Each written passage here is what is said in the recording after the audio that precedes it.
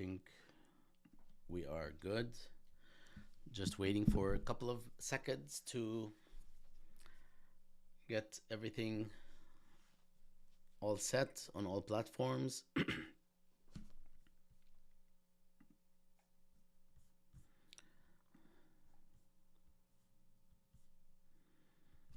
All right, I think we are good to go.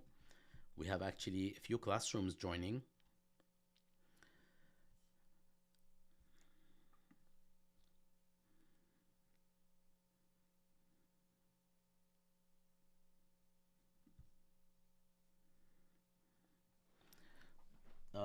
We have to wait 10 more seconds. I'm very sorry, everyone. There's nothing in this cup, so I don't know why I'm doing this. I mean, I finished it.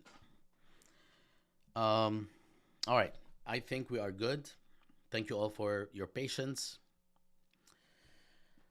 Welcome to this 33rd Teach In, produced by the Gaza and Context Collaborative Teach-In Project. And this particular event is also co-sponsored by faculty and staff for Justice in Palestine at George Mason University. I have to say that this project has been going on for the Gaza and Context project has been going on for over almost a year now, actually over a year now. And we have produced 33 teach-ins and more than 60 events, podcasts, conversations, and so on. You can find them all on palestineincontext.org.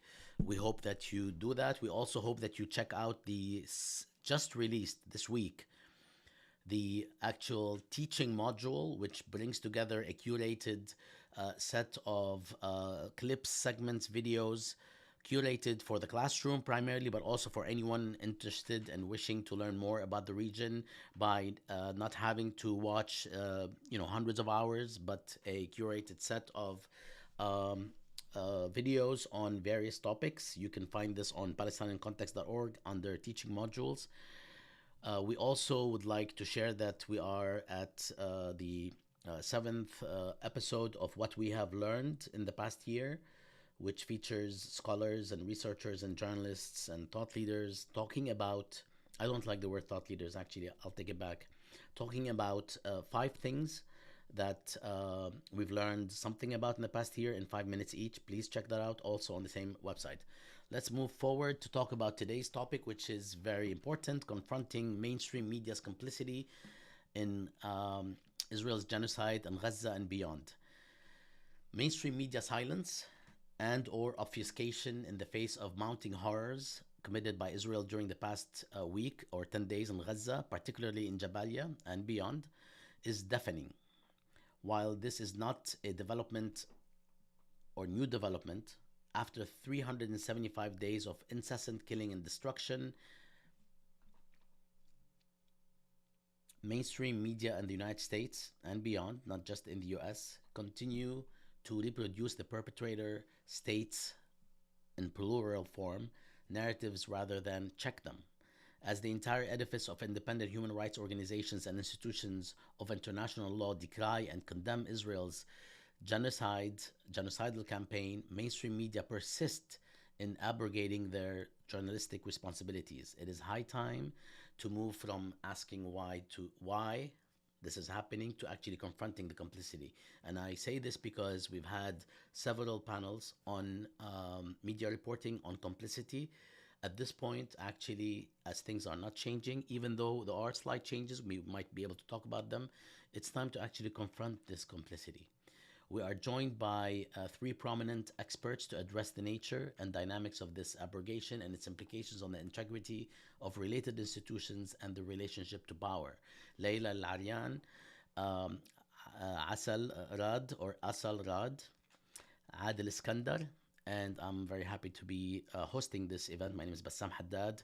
We will start with Laila, and I'll introduce her right now and do the hellos in a minute.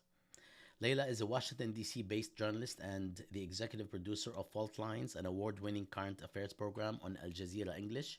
She has produced documentaries on subjects ranging from the Trump administration's Muslim ban to the impact of the heroin epidemic on children and an investigation into factory conditions producing garments for Walmart and Gap in Bangladesh. You can read the rest of her bio on the website on either PalestinianContext.org or on Jadalia. Um, First, before we start with you, Layla, and before I give you the floor, I just want to ask everyone, as I do all the time, how are you? كيفكن? One second. كيفكن? It's been a tough year, is probably the understatement of the year. It's been excruciating. It's hard. It's hard to do what we do on a daily basis, or anything for that matter, not just what we do. I think it's hard to see these images every day, and it's hard for our minds to actually process this. I mean, it's something that I think we don't talk about, obviously, because the focus should be on Palestinians and it should be on what's happening in Gaza and the West Bank and now Lebanon. It should be on the impact that it's having on the ground, but of course, collectively there is a trauma that's happening, and collectively there is a very difficult time processing the. I think there's also a sense of helplessness, right? We keep talking about it, but beyond speech, there we feel like there's so little we can do. Obviously, there's a lot to discuss. We do have about 75 minutes. So let's get to it. Layla, the floor is yours. We will have Layla and then Assal and then Adel speak, and then there's a round of questions. I'll try as much as I can to get to audience questions after that. Layla, the floor is yours. Sure. Thank you all for being here. Thank you, Bassam and Jadalia, for hosting this important discussion. It's difficult to wrap your head around. There's two different, it feels sometimes like we live in two different worlds. We live in a world where we see what's happening on our phones, on social media, on alternative media, and it's absolutely horrifying. And then there's a world of Western media where we get breaking news alerts about a singer dying and falling off a balcony, where we get breaking news alerts about NBC's Huda Qutbi stepping off of the Today Show. But the mass killing of Palestinians is simply not worthy of breaking news. It's not worthy of being reported.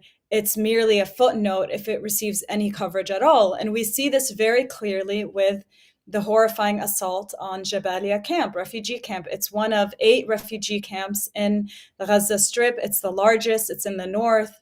The offensive is now in the 3rd week. Sorry, it's been 2 weeks, almost 2 weeks, and it's the 3rd Israeli invasion of Jabalia of the past year. Major invasion. This is an attempt to implement what's known as the General's Plan, an alleged Israeli plan to empty northern Gaza of its inhabitants through starvation and through massive bombardment. We as Palestinians, I'm the descendant of Palestinian refugees who were forcibly expelled from their homes in 1948. We know what it means to leave your home. It means you will never come back.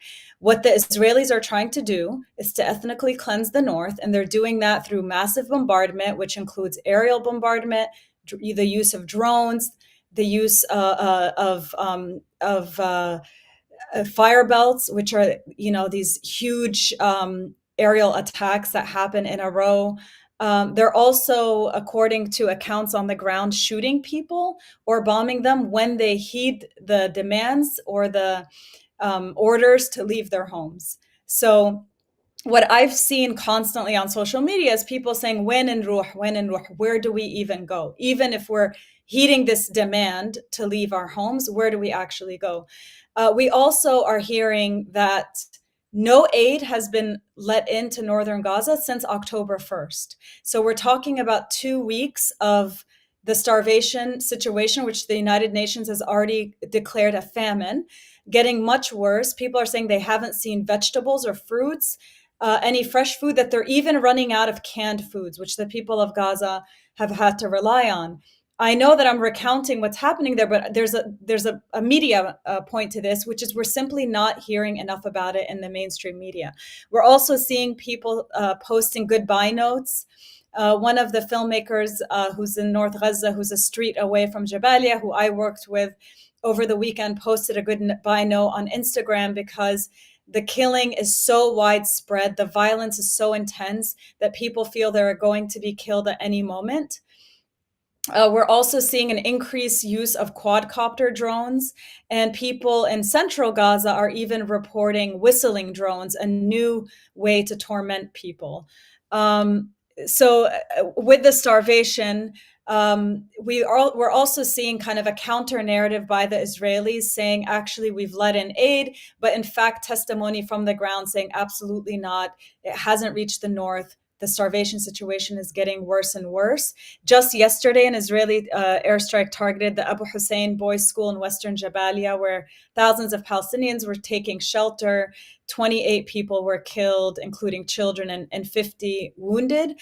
And what this means is that, we should be seeing urgent coverage reflecting the urgency of the situation, reflecting the absolute terror and horror, but instead we're seeing basically a media blackout. I mean, it's an exception when you see media covering this, and I'm talking about the Western mainstream legacy media.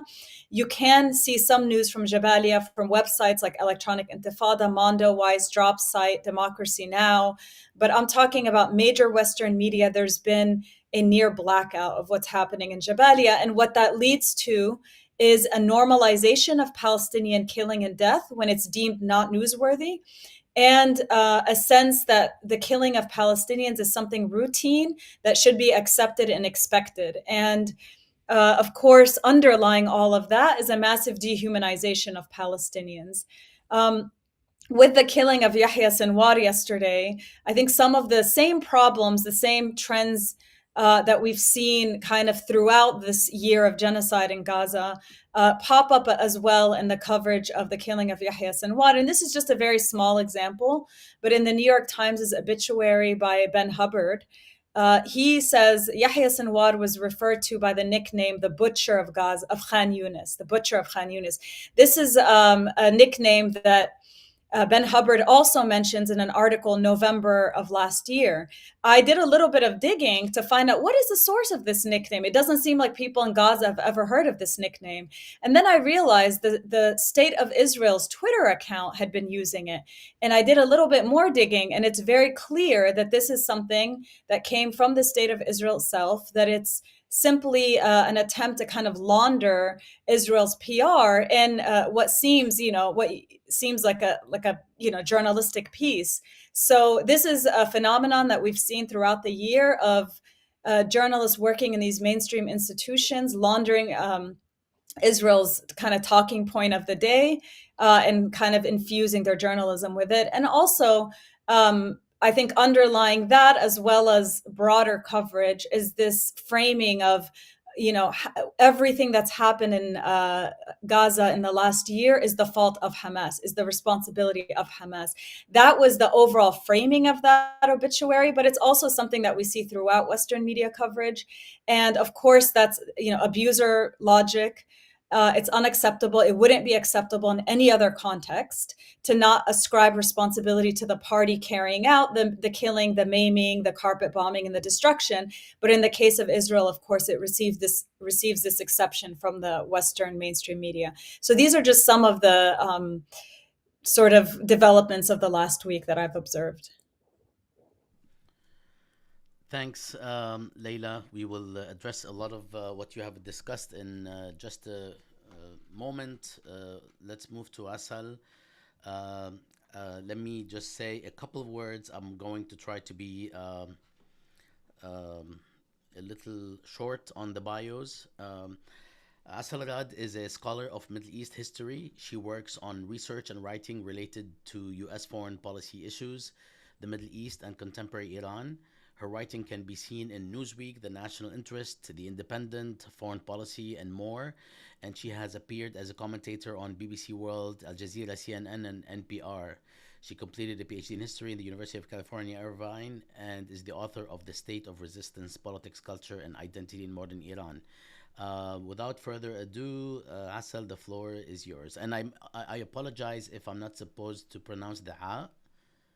but No, it's perfectly fine. it's fine. طيب يلا Yes, السلام of عليكم. course. It's the same word in Persian and Arabic. So both accents work. Um, so, I mean, I think Layla really highlighted the significant issues, especially of the last several weeks, which is just an implication of what we've been looking at this entire time and not when I say this entire time, I don't mean this last year, because the reality is this is the way that the Western world, from the political landscape to the media landscape, have presented the issue of Israel Palestine for decades, which in plays a role in enabling the continuation of Israel's occupation, because that word in and of itself is very rarely used in within political discourse or within the media. And the reason I'm talking about political discourse is because Layla made a really important point. Where is the media getting their talking points? Where is the media getting this narrative from? They're getting it directly from Israel and the US, the governments of these countries, the US government and the Israeli government, because the US government repeats whatever the Israeli government says. And something that I found particularly interesting is that when you compare Western media to Israeli media is more critical of the Israeli government than you find in the West. Now, that is not to say that when you look at the Israeli media landscape, there is very much a justification for the genocide that's going on in Gaza, right? That part of the media landscape in Israel is not critical. What they are critical of, and that, to be fair, there are exceptions to that. An example of that, just one example would be someone like Gideon Levy, right? So there are exceptions to that even within Israeli media, but the overall landscape is what we're talking about. And what you see, if you look at the landscape of Israeli media, is a lot more criticism of the government, of Netanyahu.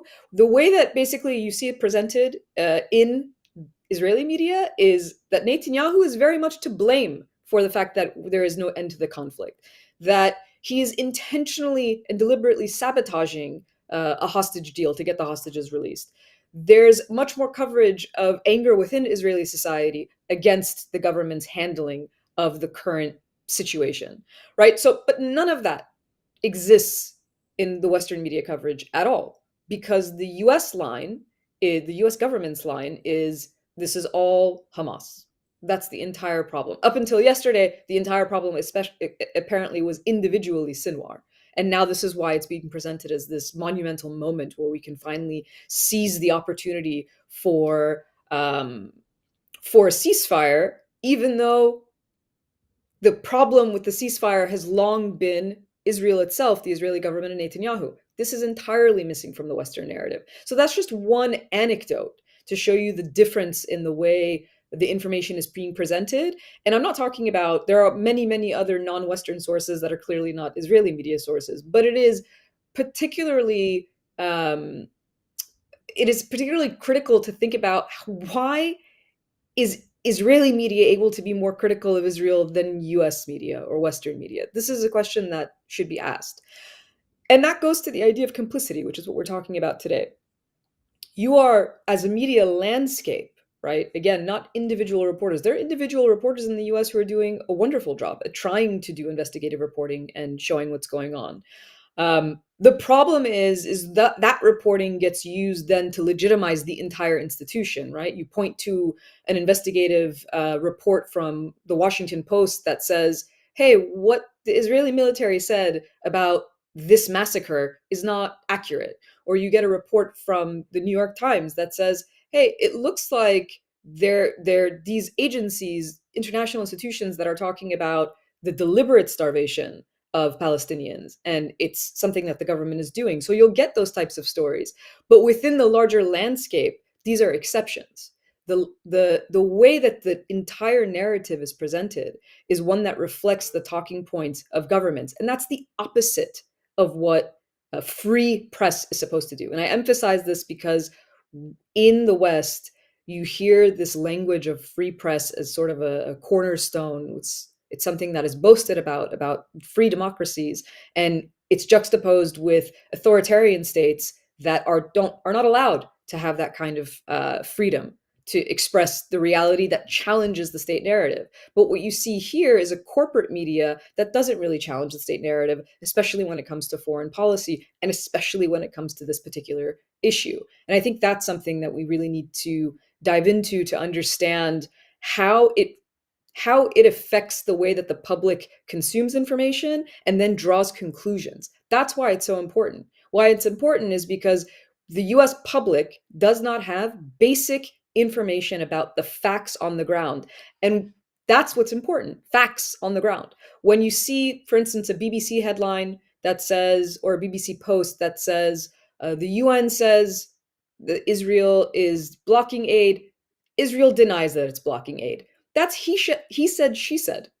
That's not journalism. Journalism is Israel blocking aid or not?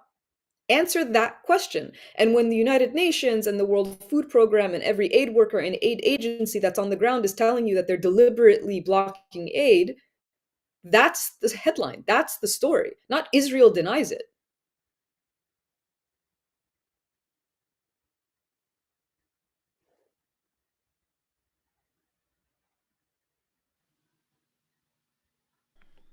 Thanks, Assal. Um, Adil, uh, you've been on quite a few times. I think I'll still introduce you. Adel Iskandar is founding. Was actually, let me make sure I have the. Okay, Adel Iskandar. I was reading my bio. A lot of people confuse us. مش مشكل.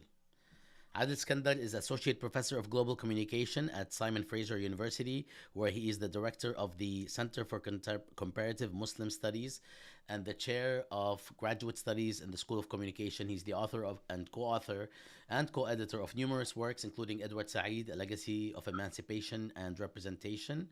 Adel is also co-editor of Jabalia. Adel, the floor is yours.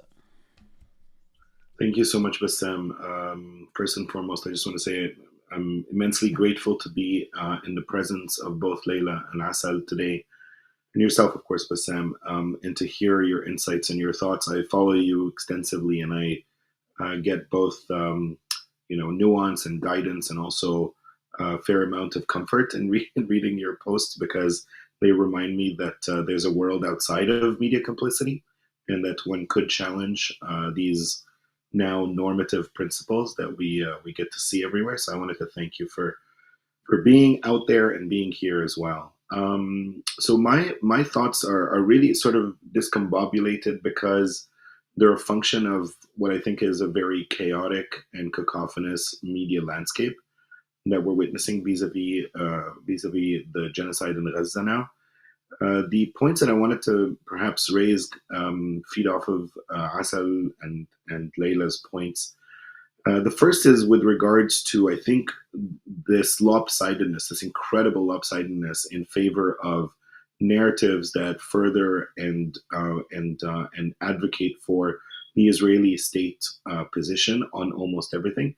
Most of our media consumption or news consumption or journalism consumption comes in two forms. One is the sort of the daily diets of the sort of the attrition, the media attrition, the constant buzz, if you will, of tonality that constantly borrows from the Israeli positions.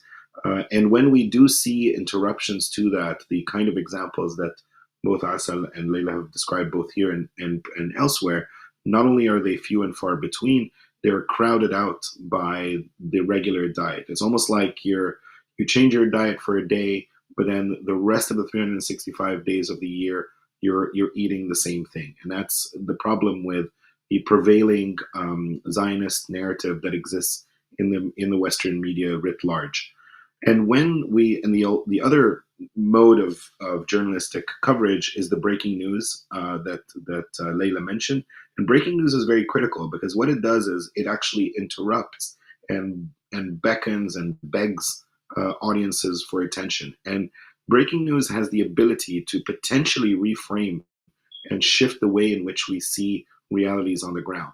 And so the decision, the concerted effort to determine what constitutes breaking news and how much it breaks, that threshold is determined at the highest levels of the institutions, if you will. So, for example, when you see, Yahya Sinwar's killing yesterday, that not only interrupted the regular sort of coverage on Gaza, on the genocide in Gaza, which is predominantly and prevailingly pro-Israeli, but rather than have breaking news be what's happening in Jabalia or the mass slaughter or mass starvation, literally the tens of thousands of people killed in Gaza, or the equally horrific ethnic cleansing of southern Lebanon, I'm willing to describe it as such.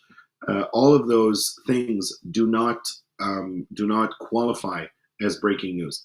But Yahya Sinwar's killing, while it might be important for symbolic reasons, it takes on a life of its own and becomes the single most important story to tell, and will be told with all of its details and all of its intricacies for days, if not weeks, to come.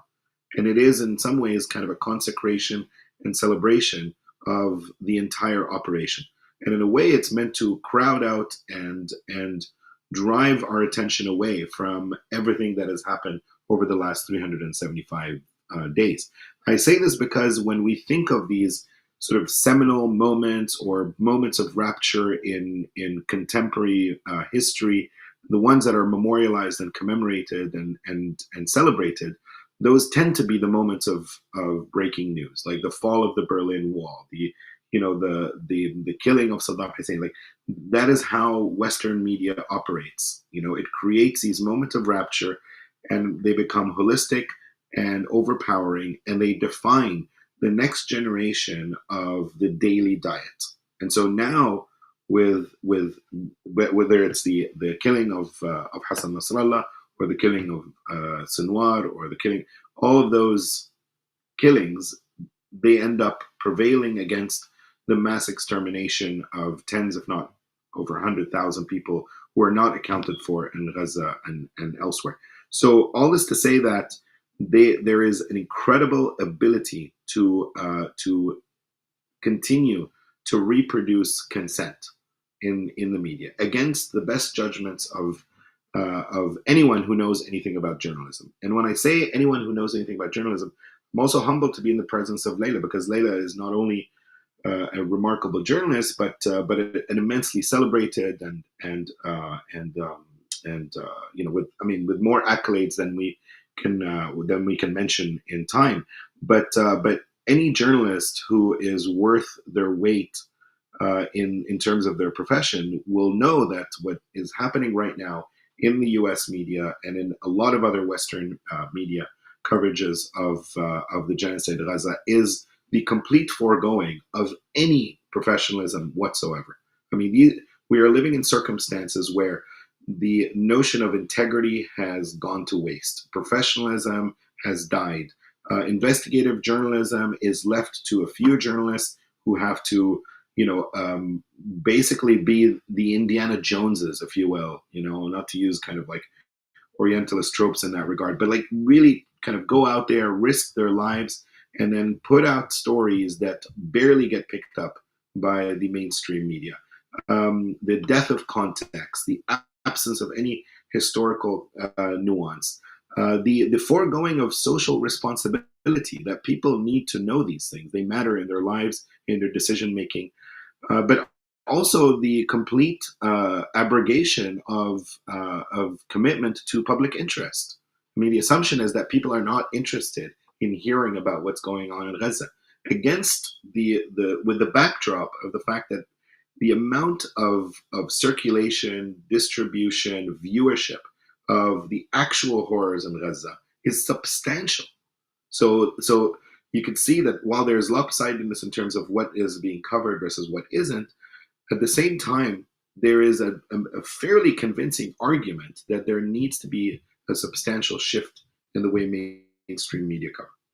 So I want to say that in reality, while every single time the United States or Israel wage wars, right, whether it's in Palestine or Iraq or Afghanistan or all these places where these military misadventures happen, there's a tendency to turn to and defer to the state's narrative. But right now, we're at the point where it has actually started to cross over from what I'm going to describe as the official kind of death sentence, or like this is kind of like the certificate of death for the fourth estate in Western media. I mean, Gaza is where Western journalism has died, as far as I'm concerned. Even though there have been blows over time, whether it's the coverage of the war in Iraq or Afghanistan or elsewhere, dating back to even the coverage of the Vietnam War and the war in Korea. This is repeated, but this is the most egregious example because of the existence of actual, accessible, and voluminous and detailed with graphic specificity evidence to the contrary of what's being covered. So this is really where journalism in the fourth estate dies. But what I want to kind of end my remarks with is this. Is the juxtaposition of reality as most people see it and know it, and the way in which the mainstream media continues to arrogantly and sort of fetishistically hanging on to those kind of ideals, right? That disconnect has produced what I would describe as almost like a comical parody. Like, you watch these State Department press conferences, and for the few journalists who decide to push back, the response of the spokespersons, whether it's in the White House or the State Department or elsewhere, is literally inconceivable. I know that we've lived through 4 years of Trump where these press conferences border on parody, but right now where it is beyond satirical. It actually it defames the profession, but it also sort of leaves those in power speaking on behalf of the state or those responsible for the genocide with no clothes on at all.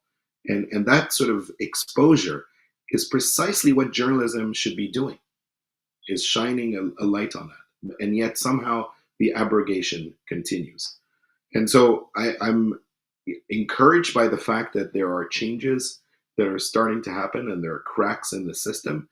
But we see with these repeated, both the daily diet and the breaking news attempts to continue to control this narrative and ensure that it doesn't break free from the regular tropes, the regular mores, and the standardized ways in which it's been done for 75, 76 years.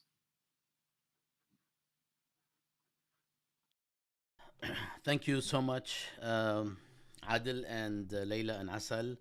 Uh, Let me just say that given that we have had a number of these conversations on the media, I actually think that we should try as much as possible to get audience questions and for the second round.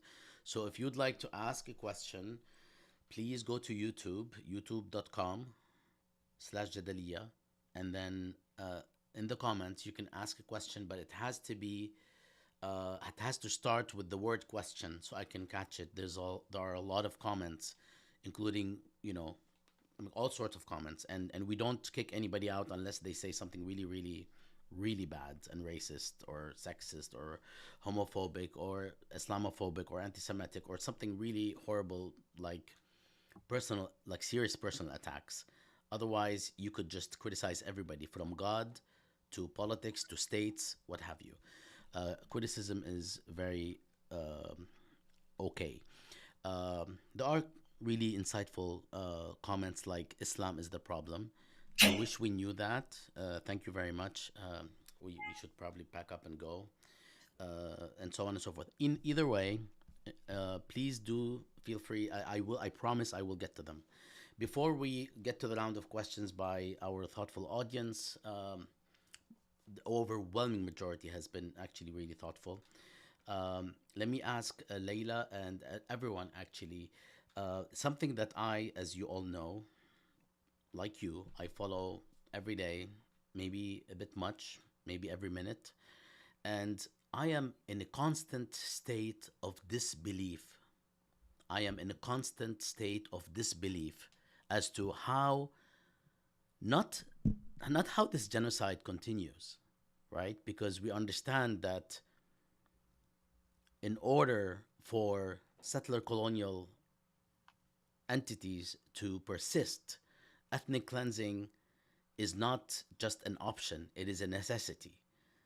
And it can take the form of slow or intense genocide, which now it is taking. What I am in disbelief about, and what so many people that I connect with are in disbelief about, is how mainstream media, let's say in the United States, which we are all here most familiar with, how they have not been able to crack the code of the context, the background, the actual history before October 7th. Mhm. Um, do you think we're making any progress in that particular department in terms of context? I am saying this not out of cynicism, because I have seen on CNN, interestingly also on Fox News recently, we've seen that report on Fox News about the humanitarian situation. Uh, I would like your take on, are we seeing any cracking of that uniformity regarding context in mainstream media? So let's start with Layla, and then we'll Sure. go to others. Well, I would say this week, there were a couple of times when people messaged me and said, "Hey, has the New York Times been hacked?" Because there were two different articles where people were just very surprised to see. One was an expose about apartheid roads, which have been around for decades, but the New York Times, I guess, just got the memo that they exist. This is, a very critical way that Israel enforces its apartheid in the West Bank. We all know there's Palestinian only roads with massive delays, with checkpoints, with harassment. And sometimes the checkpoints are closed, sometimes they pop up. And there's, of course, very smooth, well maintained Jewish only roads or Israeli only roads. And there's a bizarre line in that article that said Israel's government has encouraged Jewish civilians to move to settlements in the enclave, meaning the West Bank, which most of the world considers illegal under international law. I didn't realize international law was a matter of opinion. I thought it was settled. So, even in those examples where, they tell a story, and one thing, I'm reading some of the very kind of negative, cynical comments of some of the people watching saying, "Oh, you all just want the media to be pro-Palestine." That's not true. All we're saying is please do your jobs, do it professionally, report facts, report a story out. Don't be stenographers for the Israeli military or the Israeli government. Just do your jobs. And this article didn't do Palestinians a service. It just reported facts about these two systems of travel in the West Bank and how they affect the lives of Palestinians, and how, for Israeli settlers, life is quite easy in terms of travel. But this line, a very unusual line. Yusuf Munayir pointed out that he did a quick archive search to show that this bizarre linguistic formulation is used only in the context of Israel, according, in the New York Times' website. The other piece that they did was about the use of human shields in Gaza, which we've known about for a year now, 11 months, a year. But they finally caught on to that story that surprised people. Although one of the most horrifying incidents described in that piece is of a man in Gaza who was forced to wear an Israeli army uniform and told to walk in the street so that he can get attacked. Um, Absolutely horrifying, stories and testimony by people. But you see a big difference in the way that they report out, fabricated stories like Screams Without Words, which it's very surprising, but maybe not entirely unexpected that the New York Times has refused to retract that piece or admit that it's completely fallen apart, which came out on December 28th of last year about alleged mass rape by Hamas on October 7th. In that piece, you see very emotive writing, very personal narratives, very sympathetic, very emotive language. Whereas with any atrocities or war crimes or violence perpetrated against Palestinians, it's very kind of detached, straightforward, clear, not emotive language. So you see kind of even in the attempts to document what's happening to Palestinians, to document the Palestinian experience, you see a very different approach to the stories. And I think that often comes hand in hand with just a lack of feeling towards Palestinians. It's this dehumanization that we talked about earlier. Something else I've been thinking about a lot is, a lot of the interviews that the writer Ta-Nehisi Coates has been giving in the context of his book, The Message, which just came out, saying that, he'd sort of avoided the topic or not really been engaged with the issue of Palestine for a long time. And it wasn't until he went to the West Bank that he truly understood and could see apartheid with his eyes, or could see settler colonialism with his eyes. And all that made me think about is, wow, imagine if journalists were in Gaza. Imagine seeing genocide with your own two eyes. How would that have shifted the narrative? And of course, the journalists who are allowed into Gaza are only allowed in through IDF embeds. That's it. No independent journalists are allowed into Gaza. So I'm sorry, I'm not entirely answering your question about context, but I've been thinking a lot about what it means to shut out foreign and international media from Gaza in terms of the narrative formation. In terms of the greater context, I've seen more or less an allergy to talking about the Nakba. We know that a New York Times style guide memo was leaked to The Intercept several months ago, in which they actually told their writers avoid terms like refugee camps, like occupation, like Palestine, like genocide, like ethnic cleansing. So all factual terms based in international law, avoid using them because that might be seen as, I don't know, maybe too sympathetic to Palestinians. But we know that when language is banned, that automatically means context is banned. And I've had conversations with journalists working in these institutions, and there's all sorts of excuses for why they don't have space for context. It was a long time ago. We don't have space for that, or they're just simply not interested in it. But I think you would have to really see the humanity of Palestinians to be able to include the full breadth of their experience, which includes, of course, the Nakba and the origin story of why we got here. You see this also manifest in phrases like October 7th was the deadliest day for Jewish people since the Holocaust. You never see an equivalent to that rooting violence in the Palestinian experience. You don't see equivalent phrases saying, well, 2023 was actually the deadliest year for Palestinians, including children, up until October 7th, or 2022, the year before that, was also the deadliest year. That context, forget 76 years ago, from even the months before October 7th or 2 years before October 7th is not considered relevant. And I think that all goes with either the spoken or unspoken rules of coverage in these newsrooms.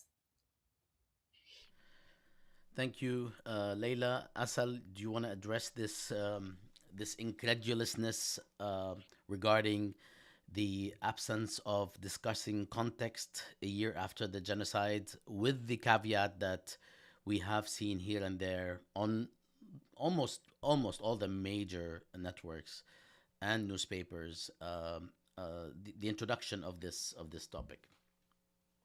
Well, let me start with what would be a likely criticism, right? If we say, well, there should be context, then the response to that will be, well, these aren't, these aren't academic papers. This is a history exam. This is an article that's meant to convey current events. So I want to start with the criticism so that I can push back on it. When you read these articles, and Laila pointed to this, there's usually, I should say, a context added, but that context is October 7th. That's where the context gets added, right? At the sort of the end of the article or the beginning of the article, you have this little paragraph that will say, well, this all started on October 7th when Hamas attacked Israel, and then and 1,200 Israelis were killed, and now there's been a war between Hamas and Israel. So that context is usually added. It's just that the context starts at October 7th, okay? So the first issue is that the sort of start date that's arbitrarily decided, which is October 7th. Because the narrative within the West is that there was a ceasefire on October 6th. There's only a ceasefire on October 6th if Palestinian lives matter for nothing.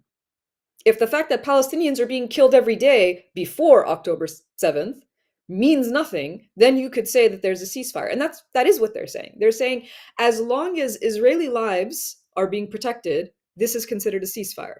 But Palestinians are dying all along. Palestinians are losing land all along. Palestinians are facing apartheid all along.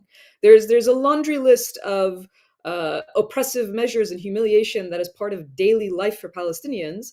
Palestinians in Gaza are under blockade every day. Palestinians in the West Bank are suffering through apartheid every day. That is not a ceasefire. That is not a situation in which, if you are Palestinian, you would certainly not say, yes, we were living in peace right before this. Of course you wouldn't think that, because that is not the reality on the ground. So that framing in and of itself is the problem when we see context. And so if there was context, let me explain what the difference would be. The difference would be the way the whole language that we use is written, right? It's not about giving a history lesson every time you write an article. It's when the context exists, the language you use changes. So for instance, when we have the historical context of the Holocaust, the phrase that Laila just referred to, right? The deadliest day for Jewish people since the Holocaust. That one sentence is all the historical context you need, because we know that context, because we've been taught that history, we understand it. So if we at all had that kind of comparable historical context when understanding the situation for Palestinians, then you would also just need one sentence, right? The most displacement Palestinians have seen since the Nakba of 1948. There you go, one sentence. So you can add context, but what it requires is looking at an entire system where the history of Palestinian existence has been erased from the Western narrative. And that's the real problem. So it's not about, here's this one article, why doesn't it explain that all of these things have happened in the past? It's why doesn't it use the word occupation?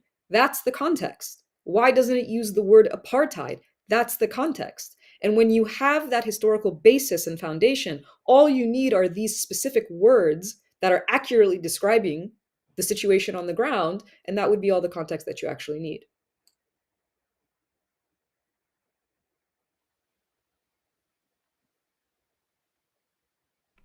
Thank you, Assal. Adel, you want to take this? Honestly, I mean, I think if I were to add anything, I would just be reiterating what's been said, but just really quickly, I think there are four fundamental problems here that precipitate the absence of context, some of which have been mentioned already. The first is an obsession with like a structural problem of journalism in that it is very presentist and very futurist. Like it's always kind of trying to figure out what is happening now. So the attempt to kind of dig back and do kind of long form and explain and situate, that is something that very little is invested in by way of actual funds and resources and personnel and assignment. So that doesn't serve the Palestinian context very well, because there's no drive to report that structurally and institutionally. And then the second thing is, precisely what Asal and Leila mentioned, which is this incredible. I mean, I'm going to call it sort of the points of reference. Like the only things you need to know are October 7th and the Holocaust. That's it. There's really nothing to remember about what's going on over the last year and perhaps the last 76 years, right? So those 2 points of reference, the flashpoints, the pre-existing associations that people have with those two, or obviously in the case of October 7th, that's been created. A new sort of bedrock has been created, but it's also cumulative. So it's been built on the narrative of the Holocaust. So it's like the Holocaust and then October 7th. And then one could argue that any subsequent loss of life on the part, I mean, some of us saw this and noticed it as well. There was I can't remember which attack precisely, but there was an attack against an Israeli military base where a number of Israeli soldiers were killed. And so that became the deadliest day since October 7th. So you keep sort of piling on the deadliest, the scariest, the most absurd, and it just keeps multiplying. But you have a bedrock, and the bedrock is the Holocaust, which happened in Europe, but nevertheless is mapped onto Palestine and Palestinians, right? So they are somehow responsible by default and by extension for the Holocaust through October 7th, right? The third point is what I'm going to describe as like an outright prohibition. I mean, there really is an outright prohibition, both in the description that Laila said and also Assal did. The Nakba, apartheid, occupation. These are within international law. These are terms subject to discussion. There are things that can be deliberated over, but also have been consecrated into law and subsequently into policy by some states and some countries. And there's a discussion about these within the Western media context, specifically in the United States. Those are essentially profanities, right? So if you're as a news organization, if you're going to venture to use those words, it's almost like you're transgressing not only against your, self proclaimed, mantras of journalistic integrity, but you're somehow violating your readers. And of course, because we've got a whole slew of organizations dedicated to the affirmation of Zionist narratives within the U.S. media, the response is extremely swift. The criticism, the challenges, the critique of these news organizations as either anti-Semitic or anti-Israeli or racist or genocidal, like come up with any sort of adjective to describe it, but the attack is very swift. And that attack is something that, most news organizations buckle under. And so they continue to perpetuate that prohibition against this language. And it's taken a very long time for there to be breakthroughs. So in the case of Laila's example, right, the story in the New York Times about the apartheid kind of road and transport system, that is an interruption, but it is a very delicate and gentle interruption of that. And unfortunately, it's not sustained. So the question is, will it live longer? Will the newspaper then kind of realize, oh, so we transgressed and nothing happened, or this is the way it should have been done. We need to build on it. Or perhaps it's been read more than other articles. So perhaps even for our readers, there's an appetite to produce this. I don't think that's necessarily the case just yet. The prohibition is still very, very strong. And there is definitely like a fortress within Western or US media in general to ensure this prohibition continues. And then lastly, this is to build on both the points that both Laila and Assal said about not referencing or not describing these atrocities in the context of Palestinian loss and destruction and suffering in the past.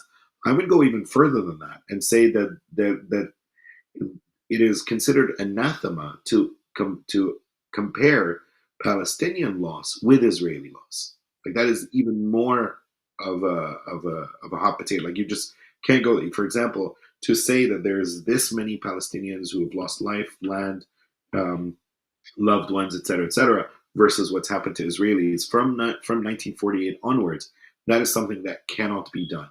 I've seen very, very few, short of, for example, just kind of something in the lead that would say 41,000 Palestinians killed in Gaza versus 1,200 people killed in the October 7th attacks. That is the extent of it. But to scale that out and broaden it so as to demonstrate how incredibly disproportionate this is, that is something that most news organizations would not do. And I would say that that is categorically racist. It is not just an issue of professional. It is categorically racist because it is fundamentally committed to the idea that Palestinians and Israelis are incomparable. Can I add something to that? If it's okay, because this idea that Adel just brought up about the comparison made me think of, and so you brought up two things that made me think of this one post by Sky News. One was the attack on Israeli soldiers, and the other is this notion of comparison. So there was a post just to give you a concrete example, right? So we're talking sort of in generals, but let me bring it down to a specific case. There was a post by Sky News that in the same post, it talked about 4 teenage victims, which were Israeli soldiers, right? So Hezbollah carries out an attack on a military base, and 4 Israeli soldiers are killed in this attack. They are described as teenage victims, and in the very same post where 23 Palestinians have been killed, they do not get the same kind of like victimization language. So even in one, within 30 words, you see how this distinction happens. And they got so much backlash for it that they actually ended up deleting that post. But the point is, the word victim, right? Victim is used to describe, in this situation, combatants, soldiers. Victim is not used for describing Palestinian civilians. The word teenage, why is the word teenage used? To highlight their youth, right? The loss of Israeli youth. But then you get situations where Palestinian children are referred to as people under 18. These are not accidents. This is absolutely deliberate. And it all goes into exactly what Adel was saying about you cannot compare them. They're not allowed to be comparable because, and if we're being very, very blunt, because one is human and one is subhuman. That is the narrative within the West. That's what makes it racist. That's what makes it institutional.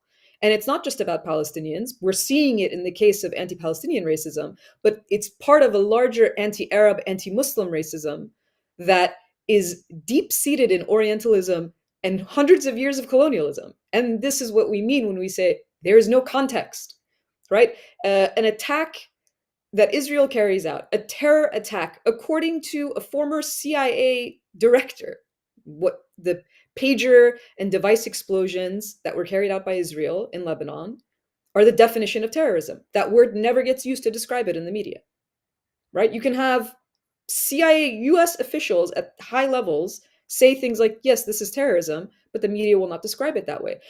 But if Hezbollah carries out an attack on a military base, that's called terrorist attack. So these words no longer have meaning.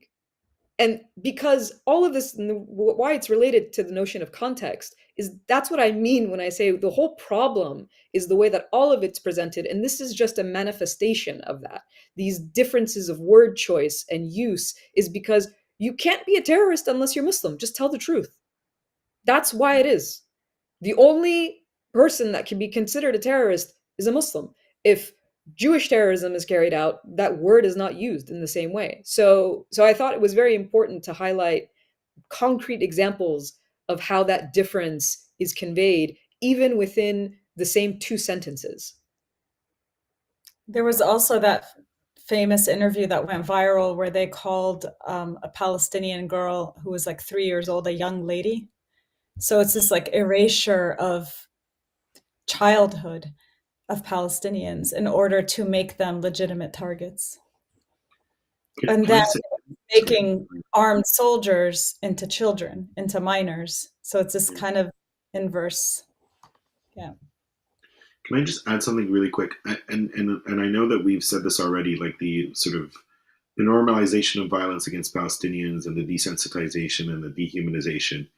I think there's something a little bit more ominous that's also going on, which is almost like a fetishistic celebration of the death of Palestinians.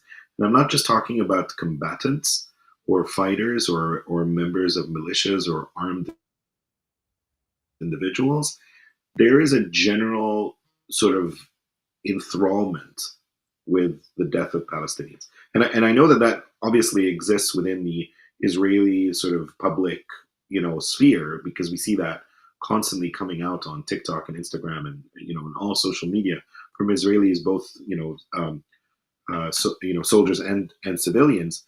But I think a lot of that has also started to really become integral to the way in which the news is covered, right? So not only are Palestinians not to be mourned or grieved or humanized, but rather there is actually something to celebrate, and especially if that involves, the presence of a sought-after individual in the midst of the thousands of persons who are being killed en masse. So it's not just collateral damage, or which I know is sort of a diffuse and dehumanizing and affectless word, but there's something about the excitement, the sort of the adrenaline rush of, you kill this individual and then all these other people die with them, and that's just the way it is. So that commemoration, that celebration, is something that has seeped into the very language of how these news reports are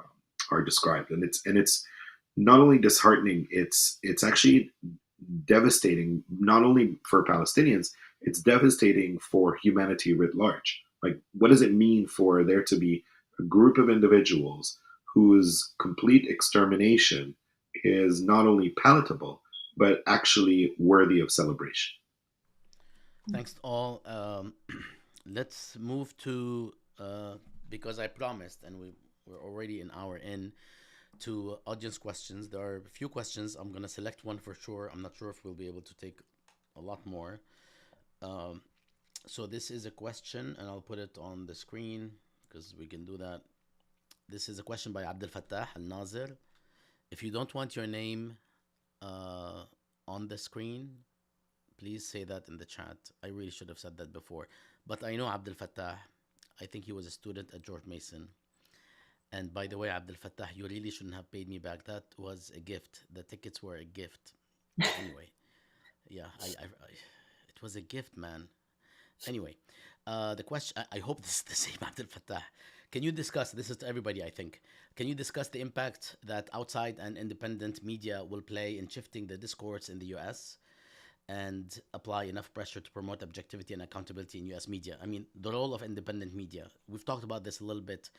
Is there hope that this can actually expand to create a balance or a reference, another reference point, or more than what we are viewing today? Even though for people like Abdel Fattah and others who are, and maybe, oh my God, maybe most of you here, I grew up in the 80s in Lebanon and later in the United States, and I've been here for 40 years in the United States. And let me tell you that this independent media factor in the 80s and 90s was non-existent for the most part. Of course, you could find independent media, especially in print. But what we are seeing today is very, very relatively new and promising. So I just want to give that sort of historical context. So Laila, Assal, and Adel, if you'd like to address independent media in any way you like. First, I want to say that we've entered in an already absolutely horrific year of journalists being killed in Gaza, and even and we're talking about more than 175 journalists who were killed in Gaza by the Israeli military. These last couple of weeks have been absolutely horrifying. So within a span of 2 days, Israel killed at least 2 journalists and injured 3 others. So I just wanted to make sure that we take time to acknowledge the incredible and really irreplaceable work that the journalists in Gaza are doing to get all of the information from what's happening on the ground in Gaza to us, to audiences on social media, also working with news organizations like Al Jazeera, or even Western news organizations, and they've been under attack. And if we're going to talk about mainstream media complicity, we should talk about the fact that the media industry has been silent about their killing. The silence is deafening and represents complicity, and it's been extremely demoralizing to see. I was shocked this morning when I was reading about Jabalia camp to see a piece in The Guardian that said the Israeli military claims it has killed dozens of militants in Jabalia without providing evidence. It's unheard of to see a mainstream publication like The Guardian acknowledging that when the Israelis make claims, they don't provide evidence. You don't see that in most of the Western media coverage, but I think this represents a change. I don't know if it's a one-off from The Guardian. I think part of what we haven't talked about are the pressure campaigns from pro-Israel groups against these news organizations. So it's kind of wild because I think a lot of us consider the mainstream media coverage to be quite pro-Israel and to be problematic in all of these ways, whereas pro-Israel pressure groups will kind of deluge these newsrooms with writing campaigns, calling campaigns, and kind of have them always on the back foot and on the defensive. We saw this week when the New York Times issued a very rare statement to one of their pieces. This was an opinion piece, even though it should have been a news piece, about by 65 doctors and nurses who talked about what they saw in Gaza, which is the sniping and direct targeting of children. The New York Times, because of a massive media campaign by pro-Israel groups and individuals, had to issue a statement saying, no, we actually fact checked this and we stand behind it. And the main doctor who put that piece together said he'd never experienced the amount of fact checking. And he said, we actually have photographs that back up those CT scans of the children being sniped in Gaza that are, too graphic to even publish. So all of this to say that, yes, I completely agree with you. Social media has been a game changer. The work of journalists on the ground in Gaza has been absolutely indispensable. The role of social media, and we see kind of a backlash to that in terms of the shadow banning and the censorship that we see on social media. But that has really shifted the conversation so that we are seeing slight and nuanced changes happening in the coverage. And also, I just want to shout out Assal Rad's Twitter, which is incredible, and the way that she calls out the headlines and the framing. And I think even though sometimes it feels like people are shouting in the void, these links do get shared around in these newsrooms and people are paying attention. And I think there are people within these newsrooms who want to make a difference, who want to kind of implement the very basics of journalism and journalistic practices that they see in other stories they cover, in other contexts, that they just see kind of fly out the window when it comes to this story.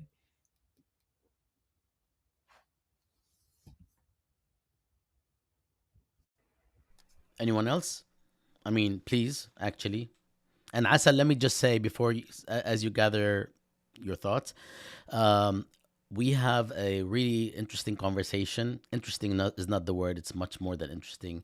With Asal that I held a few months ago, a couple months ago, on her work, and it's really insightful. Take a look. You can go to PalestinianContext.org to check it out. You can also check out another earlier media panel that we've had with Adel and Laila Al-Arian and Adel Iskandar. So you can also check it out on the same website. Also, thank you to Carl for saying that my volume is low. I apologize. Maybe I should just speak louder. So apologies for that if that's been an issue. Asal. Well, first, thank you, and thank you to Leila. That's very kind to think that the criticisms I'm trying to put out about the media is, for me as a historian, I look at narratives in general, how narratives, how they're manufactured by states and how they create consent for, in this case, atrocities. And so that's really the criticisms that I lay at the institutions of media. In this particular question that we're having right now, and Leila said something that reminded me of a New Yorker article that just came out. It was about how, despite, it's laughable, despite the clear bias, anti-Palestinian bias in Western media coverage, you still have, advocates of Israel's actions arguing that no, this is actually anti-Israel. This is it even goes as far as being anti-Semitic, the coverage. And so this reminded me of a New Yorker interview with novelist Howard Jacobson, where essentially his argument is that mass media coverage or continuous media coverage of dead Palestinian children is a new form of blood libel against Jews.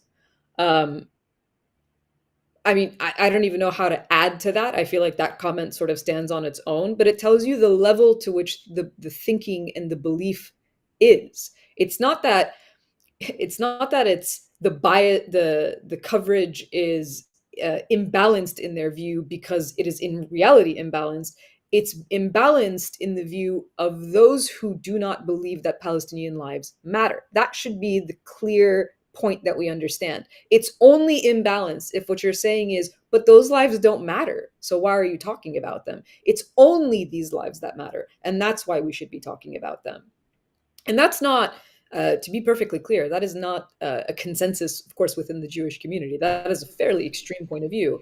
Um, I always think it's important to say that within the Jewish, I mean, at the forefront in the US of anti-genocide protests, you see the Jewish community there. And so it's very, very important to point out that, again, not to conflate Judaism and the Jewish community with this kind of, ideological Zionist political outlook that entirely dehumanizes Palestinians. But that's what makes it, bias or unbiased. It's if you're looking at it objectively, where both human beings, whether they're Jewish or Muslim, whether they're Israeli or Palestinian, are of equal value, then it is slanted in a pro-Israel direction. But when you think about Palestinians as having no value, then you can make that argument. And that's why I thought of the Howard Jacobson story, because it's really that level, that extremism in thinking is encapsulated in the idea that talking about the fact that Palestinian children are being killed is blood libel. It's really, it's so preposterous, but it's where we're at, and I think that's really a very ominous situation. I just want to add really quickly something that might be a little bit outside of many of our frames, and that's actually, it has to do with how media as institutions are starting to change. In the last 20 to 30 years, we're seeing a significant decline in subscriptions to all publications, print publications, the move away from print. We're seeing a significant decline in access to and subscription to cable news. We're seeing the idea of legacy media and mainstream media and the way in which we used to think about it over the last 50, 60 years is changing, because the way people follow the news, seek out news, has changed dramatically. And that has had major repercussions for the way mainstream media operate. And I'm saying this because I think that while mainstream media do have and have had an outsized influence and impact on the way in which we see the world, especially this genocide, I think that has started to decline in line with the reduction in their overall stature, impact, and distribution. The amplification of their messages is no longer what it used to be in the past. People don't watch the same things. And I say this because I think, independent, what we're going to call independent media, right? Independent media presumably means, journalistic outfits or media outfits that are not sort of massively commercial or supported through a different funding model, or ones that are prepared to do things differently or to go against the grain, which typically are smaller outfits. And those smaller outfits have a much more significant role to play, because they are supported through the dissemination of their singular products rather than their platforms. And so a single video produced by, let's say Mondevice or Gray Zone or Democracy Now! Can travel very, very far, get a substantial amount of viewership, more so than the lead news hour on NBC. And that, I think, is a real signal, inadvertently, to the mainstream media that if something becomes popular, then something has to change about the way in which the coverage is done structurally.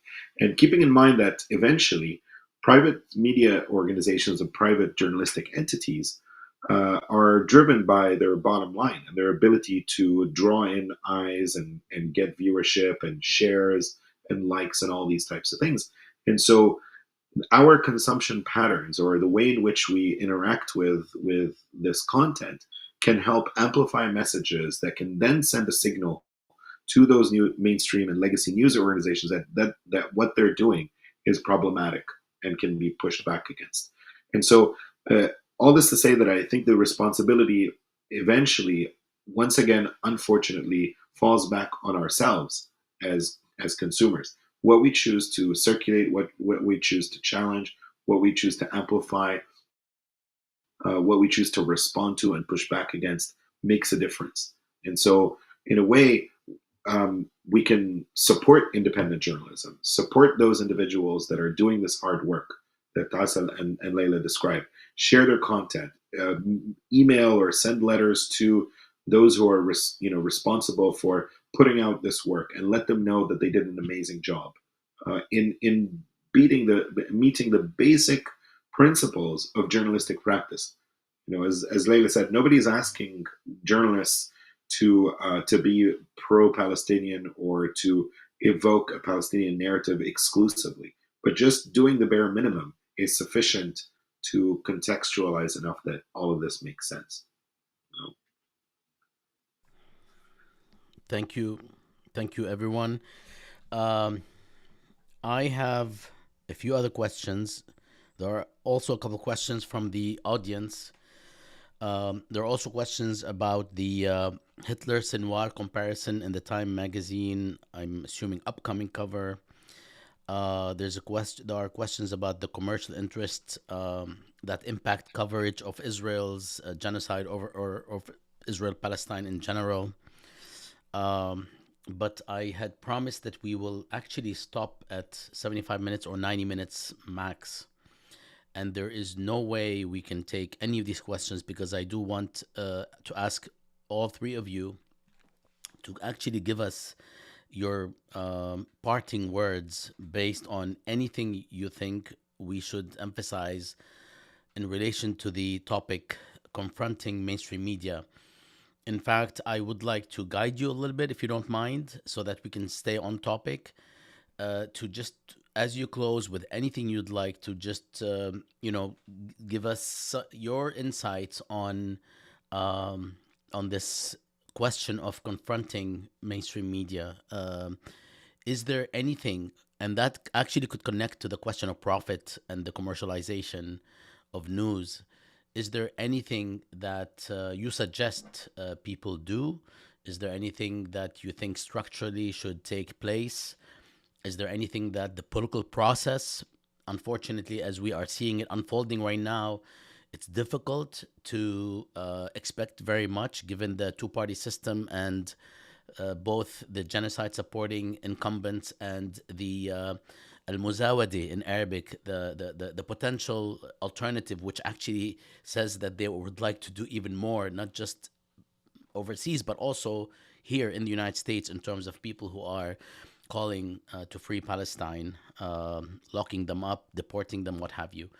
So if you can close with any comments you'd like to share with the complicity question and avenues forward that you can,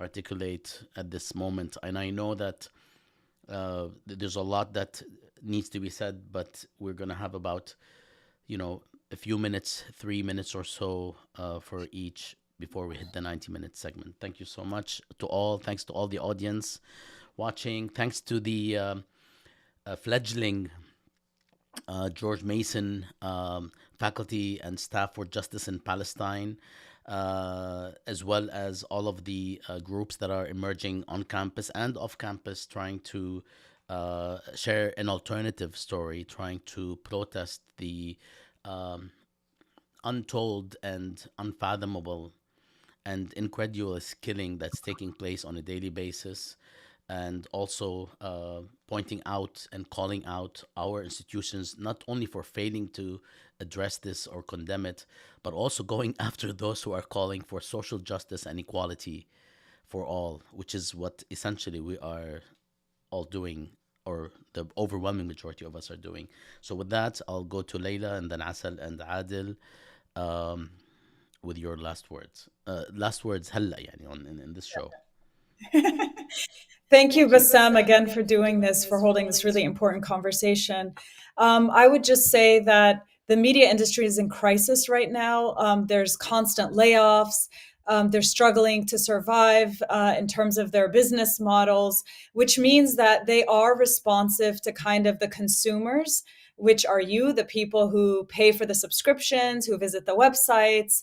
Of course, that doesn't mean that's going to determine all of their coverage, but it means they do listen, they do pay attention, and they may even do so more than on social media. I think social media is an important component, but I think directly writing them with feedback if they've done a good piece, making sure pieces that highlight the suffering of Palestinians actually are shared, are posted, are viewed, because they do pay attention to what gets read. So make sure that you do that, that you send feedback, when a piece is negative or dehumanizing. You know, one piece that comes to mind that's just very strange is the New York Times this week released what they claimed were meeting minutes from Hamas meetings, I think something like 10 meetings, which was clearly leaked to them by the Israeli military. But it also happened to be at the exact moment that Netanyahu is trying to get support to bomb Iran. So really being kind of critical consumers of the media, asking critical questions like, how did you authenticate these documents? What proof do you have that they're genuine and legitimate? Because it really does harken us back to that really dangerous time before the Iraq War, when media was manufacturing consent to support that war.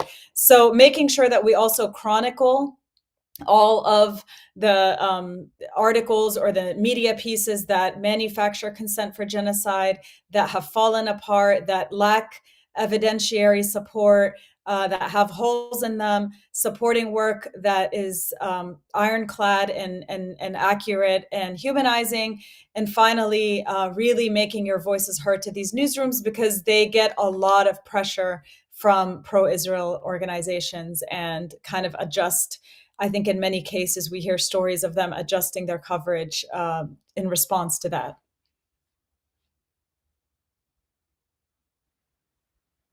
Also, one last thing, sorry, since there's this brief awkward pause, please don't look away from Gaza. I know that it's emotionally difficult to see these images, to follow it day in and day out, but please continue bearing witness, because the killing has not stopped, the ethnic cleansing has not stopped, and everyone should keep paying attention to it and keep amplifying these stories. Thank you. Absolutely. Assal? Well, I don't think I have much to add to Layla's point about what can actually be done. Clearly, that's much more her landscape than it is mine, and so she understands what people in the newsrooms are responding to. I can make one sort of broader point, which might be a reflection of the type of criticism that I often have of not only the media. I mean, my criticism of the media and the political landscape is the same. It's at its core, it's the exact same criticism, which is no one is asking for it's not about being pro or anti-Israel or Palestine. It's about being pro-human. It's about having humanity and treating people equally. It's a question of equal treatment under the law. It's not, it's asking for these institutions, whether it's the US government or Western liberal democracies, as they like to call themselves, or Western free press. It's asking for these institutions simply to do exactly what they say. That's all. It's requesting that their words not be hollow. That when you talk about this world order, when you're talking about international law, when you're talking about the equality of humanity, that it's actually treated that way in real time and in real situations. And that is the criticism. That is what is lacking. If Palestinians were treated equally in the eyes of the US government and in the eyes of the US media, then this whole conversation would be wildly different.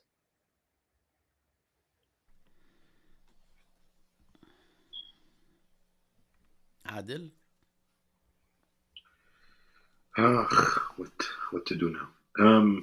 I just want to say that this is the more difficult part, because people have been struggling and doing all kinds of stuff already. To ask and demand people to do more is difficult, but nevertheless we know that the only way to make progress is to push back.